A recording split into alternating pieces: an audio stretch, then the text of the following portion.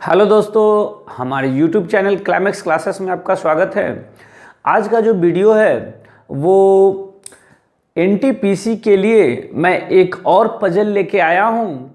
अभी जो एनटीपीसी का जो एग्ज़ाम चल रहा है रेलवे का, उसमें प्रत्येक शिफ्ट में एक पजल पूछा जा रहा है और उस पजल से 3 से 4 क्वेश्चन ज़रूर आते हैं। तो मैं अभी जो आज पजल लेके आया हूँ उस क्वेश्चन को आप एक बार स्क्रीनशॉट लेके और ट्राई करके देखिए कि वो क्वेश्चन बनता है कि नहीं, और मैं आपको वह क्वेश्चन कैसे कम समय में सॉल्व किया जाता है वो भी मैं तरीका बताऊंगा, जो आप आने वाले जो एनटीपीसी का एग्ज़ाम है उसमें आप बेहतर कर सके। चलिए, मैं थोड़ा सा बोर्ड से अलग होता हूँ, आप स्क्रीनशॉट ले लेंगे।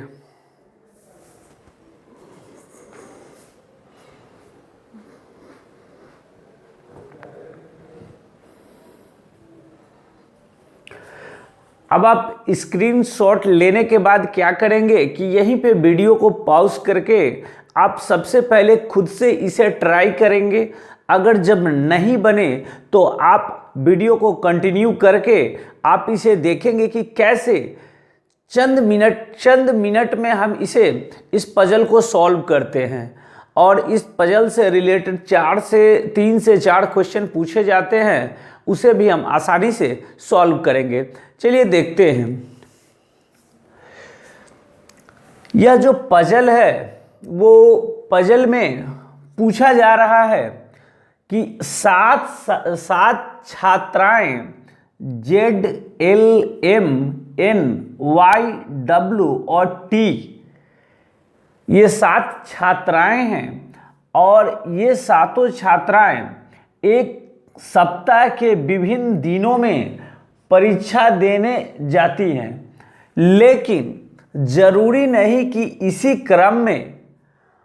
और यहाँ पे जो सप्ताह है वो सोमवार से शुरू होकर रविवार को खत्म होता है। यानी ये पजल में यही बताया गया है। सबसे पहला इंफॉर्मेशन कि 7 लड़कियां हैं और सातों लड़कियां सप्ताह के भिन्न भिन्न दिन वो एग्ज़ाम देने जाती है, और एग्ज़ाम जो है वो सोमवार से शुरू होकर रविवार को ख़त्म होती है। लेकिन यह जो ZLMNYW और T है, तो इसका मतलब ये नहीं है कि यही सीरीज में वो एग्ज़ाम देने जाती है। अब चलिए, इस क्वेश्चन का यहाँ से इंफॉर्मेशन दिया गया है, जिस इंफॉर्मेशन के माध्यम से हम इस क्वेश्चन को सॉल्व करेंगे।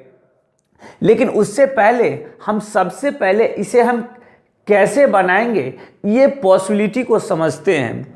यानी 7 लड़कियां हैं और सप्ताह का 7 दिन है और सातों भिन्न भिन्न दिन जो है वो एग्ज़ाम देने जाती है। सबसे पहले हम इसे बनाने के लिए क्या करेंगे कि सप्ताह का जो 7 दिन है उसे लिखेंगे। यानी सोमवार, मंगलवार, बुधवार, गुरुवार, शुक्रवार, शनिवार और रविवार। ये सप्ताह के 7 दिन हैं। अब इस 7 दिन से जो पॉसिबिलिटी क्रिएट होंगे उसे हम कैसे लिखेंगे? एक पॉसिबिलिटी को हम दाईं तरफ लिखेंगे और एक पॉसिबिलिटी को बाईं तरफ लिखेंगे। अब इन दोनों पॉसिबिलिटी के हिसाब से जो सही होगा वो हमारा सभी जो छात्राएं हैं उनका एग्ज़ाम का दिन निकल जाएगा और एक ऑटोमेटिक गलत हो जाएगा। चलिए, ये 7 दिन जो सप्ताह के 7 दिन हैं इसे मैंने अरेंज किया, और सबसे पहले हम इंफॉर्मेशन की ओर चलते हैं। सबसे पहला इंफॉर्मेशन दिया गया है कि L से पहले Y परीक्षा देने जाती है, यानी L से पहले Y परीक्षा देने जाती है, तो ये फिक्स नहीं है कि L से कितने दिन पहले Y परीक्षा देने जाती है। तो हम क्या लिखेंगे कि L से पहले Y परीक्षा देने जाती है, तो L ऊपर और Y नीचे, ये सपोज कर रहे हैं, ऐसा फिक्स नहीं है कि कितने दिन पहले है। उसके बाद दूसरा जो हमारा इंफॉर्मेशन दिया हुआ है, M गुरुवार को परीक्षा देने जाती है, यानी ये तो फिक्स है कि M गुरुवार को ही जाएगी, तो M गुरुवार के दाईं तरफ भी लिखते हैं और M को गुरुवार के बाईं तरफ भी लिखते हैं। उसके बाद क्या है, अगला जो इंफॉर्मेशन दिया गया है, Z और M के मध्य एक छात्रा परीक्षा देने जाती है। यहाँ पे ये पता है कि Z और M के मध्य एक छात्रा परीक्षा देने जाती है।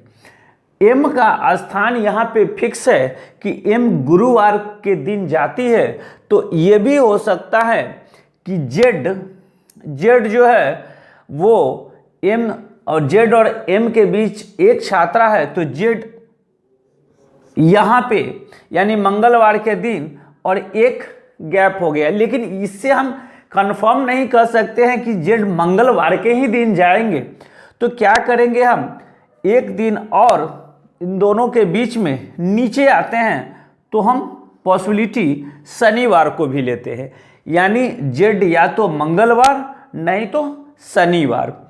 उसके बाद अगला जो इंफॉर्मेशन है उसे देखते हैं।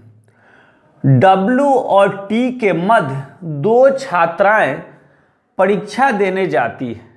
अब W और T के मध्य दो छात्राएं, ये तो कंफर्म है, लेकिन ये नहीं पता है कि पहले W देने जाते हैं कि पहले W देते हैं एग्जाम कि पहले T देते हैं। अब आगे देखते हैं, T के बाद W परीक्षा देने जाती है, यानी कंफर्म है कि T ऊपर और इसके दो स्थान नीचे W।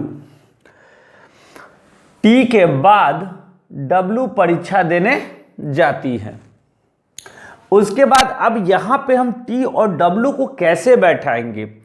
अगर हम यहाँ पे T को बैठाते हैं तो 1 2 यहाँ पे W हो नहीं सकता, यहाँ पे पहले से Z बैठा हुआ है तो T बैठ नहीं सकता।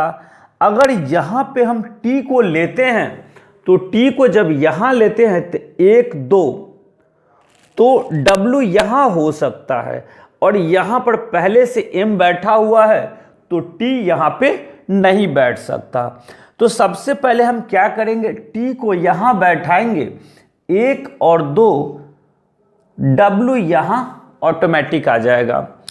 अब ये पॉसिबिलिटी हमारे राइट साइड थी, तो अब लेफ्ट साइड में भी जो पॉसिबिलिटी है उसे हम सॉल्व करते हैं।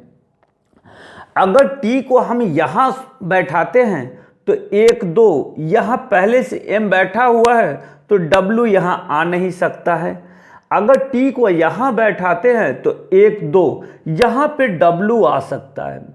अगर T को यहाँ बैठाते हैं तो 1 2 Z पहले से बैठा हुआ है और यहाँ पे T बैठ नहीं सकता, तो सिर्फ एक ही स्थान T के लिए बनता है, वो T यहाँ पे बैठ सकता है, 1 और 2, और यहाँ पे W बैठ जाएगा।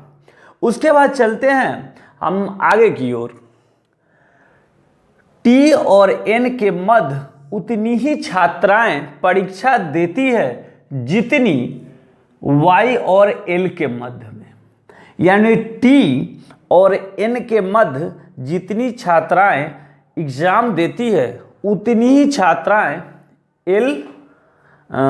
L और Y के मध्य देती है। ठीक है, अब देखिए अगला क्या है, N Z के बाद परीक्षा नहीं देती है, यानी Z से पहले N एग्जाम देती है। तो Z जब यहाँ है तो इससे पहले जो स्थान एक ही बन रहा है वो कौन बन रहा है, n का ये स्थान बन रहा है, क्योंकि जब z यहाँ है तो n ऑटोमेटिक यहाँ होगा, क्योंकि क्वेश्चन में यहाँ बताया गया है कि n z के बाद परीक्षा नहीं देती है। अब z जब n यहाँ आ गया तो एक क्वेश्चन में यहाँ पे एक और बात बताया गया है कि t और n के मध्य उतनी ही छात्राएं हैं जितनी y और l के मध्य। तो t और n के मध्य एक छात्राएं यहाँ पे है, तो y और l के मध्य में भी एक छात्राएं होनी चाहिए। तो यहाँ पे ये और ये y और l दोनों में से कोई भी बैठ सकता है। अब यहाँ पे चलते हैं, इधर देखते हैं। यहाँ पे बोला गया कि t और n के मध्य उतनी ही छात्राएं हैं जितने y और l के मध्य है। तो अगर हम n को यहाँ बैठाते हैं तो कोई t और n के मध्य कोई छात्राएं नहीं होंगी। अगर n को यहाँ बैठाते हैं तो भी t और n के मध्य कोई छात्राएं नहीं होगी, और l और y का ऐसा दो जगह खाली ही नहीं है जिसमें l और y एक साथ आ जाए। यानी यह कन्फर्म है कि यह जो पॉसिबिलिटी था वो समाप्त हो गया। अब यहाँ पे हम देखते हैं कि y और l में किसे कहाँ पे बिठाया जाएगा। तो यहाँ पे एक सबसे पहला जो हमारा पॉइंट था जिसे मैंने उस टाइम से इग्नोर किया था, L से पहले Y परीक्षा देने जाती है। यानी L से पहले Y जब परीक्षा देने जाती है तो L सबसे लास्ट में बैठेगा और Y इससे पहले एग्जाम देने जाती है, क्योंकि हमारा सप्ताह का पहला दिन सोमवार था। अब देखिए ये हमारा सीटिंग अरेंजमेंट जो पजल है, यह पजल हमारा कंप्लीट हो गया। अब देखिए इससे रिलेटेड जो क्वेश्चन किए गए हैं वो क्वेश्चन क्या किए गए हैं। सबसे पहला क्वेश्चन था कि मंगलवार को कौन सी छात्रा परीक्षा देने जाती है। तो मंगलवार के दिन मंगलवार के दिन छात्राएं Z जो है वो एग्जाम देने जाती है। उसके बाद दूसरा क्वेश्चन है L के बाद कौन सी छात्रा परीक्षा देने जाती है। तो L के बाद कोई छात्रा एग्जाम नहीं देने जाती है, क्योंकि L सबसे अंतिम दिन एग्जाम देती है। तो इसका आंसर हो जाएगा कि कोई भी छात्रा L के बाद एग्जाम नहीं देने जाती है। अब इस क्वेश्चन में जो आंसर होगा वो इनमें से कोई नहीं, क्योंकि जितने भी क्वेश्चन है उसके ऑप्शन को मैंने नहीं लिखा है। तो इसमें क्या हो जाएगा, नन ऑफ दिस, यानी कोई नहीं। उसके बाद अगला क्वेश्चन है कौन सी छात्राएं T के ठीक पहले और T के ठीक बाद है। अब कौन सी छात्रा, यानी T से ठीक पहले Z है और T के ठीक बाद M है, यानी इसका आंसर हो जाएगा Z और M। T से ठीक पहले Z और T के ठीक बाद M है। उसके बाद अंतिम क्वेश्चन है Z के ठीक पहले कौन सी छात्रा परीक्षा देने जाती है। तो Z से पहले N छात्रा एग्जाम देने जाती है। अगर यहाँ पे पूछता कि Z के पहले, लेकिन यहाँ पे पूछा गया है कि Z के ठीक पहले, यानी Z के ठीक पहले कौन है, तो N है। तो यहाँ इसका आंसर N हो जाएगा। अब देखिए इस तरह से मैंने पजल को सॉल्व किया। इस पजल में आप भी जो पॉसिबिलिटी है, जो मैं बनाने का मेथड बताया हूँ, इसके हिसाब से आप पजल को सॉल्व करेंगे। मैं गारंटी के साथ कहता हूँ कि NTPC में आने वाला जो पजल है आप 100% सही सॉल्व करके आएंगे। और जो NTPC में जो रीजनिंग का क्वेश्चन आ रहा है उसमें कुछ ब्लड रिलेशन से भी क्वेश्चन आ रहे हैं, और ब्लड रिलेशन को भी पजल के तौर पे जो बना दिया जाता है, और उसे मैं भी बहुत कम समय में बनाने का तरीका बताऊंगा कि कैसे हम इसे सॉल्व करते हैं। इस वीडियो को देखने के बाद आप 1-2 बार इसे अभ्यास करेंगे और इससे रिलेटेड जो क्वेश्चन है उसे आप सॉल्व करेंगे, यकीनन आप में बहुत इम्प्रूव होगा। हमारे YouTube चैनल क्लाइमेक्स क्लासेस को सब्सक्राइब करने के लिए, हमारे वीडियो को देखने के लिए और लाइक एंड शेयर करने के लिए धन्यवाद।